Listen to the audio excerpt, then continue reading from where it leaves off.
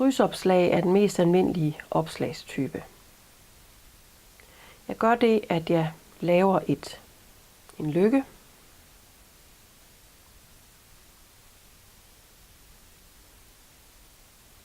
Jeg tager min ene pind, sætter ind igennem løkken og tager tråden nedenunder og sætter op på pinden.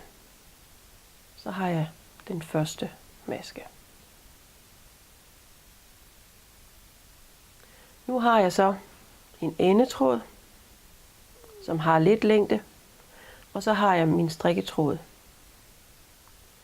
Og nu skal jeg så starte med at lave det, jeg så kalder krydsopslag. Jeg gør det, at jeg tager endetråden oven på tommelfingeren. Jeg tager strikketråden oven på pegefingeren. Så bruger jeg mine andre 3 fingre til ligesom at holde fast på resten af garnet, så mine 2 tråde bliver stramme. Nu skal jeg så til at slå den første maske op. Jeg fører pinden under endetråden, over og hente strikketråden, tilbage hvor jeg kom fra, slipper tommelfingeren og strammer til og går tilbage igen.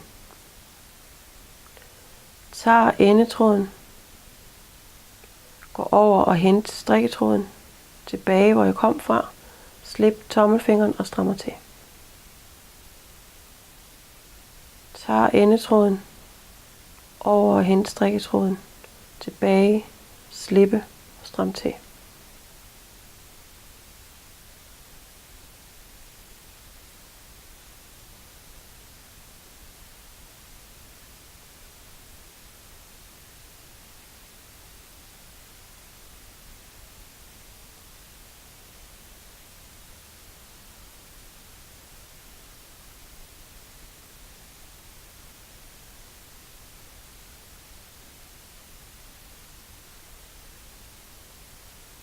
Nu har jeg så slået mine masker op, og det vi kunne se, det er, at her er de fine krydsopslag, og I kan se, at der er en fin kant for neden.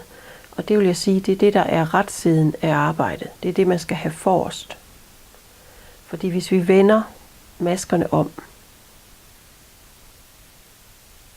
så vil I kunne se, at her sidder ligesom nogle knuder, og det vil man kalde vrangmasker, og derfor vil man sige, at det her det er vrangsiden af arbejdet. Så første pind, man strikker med krydsopslag, bliver vrangsiden af arbejdet.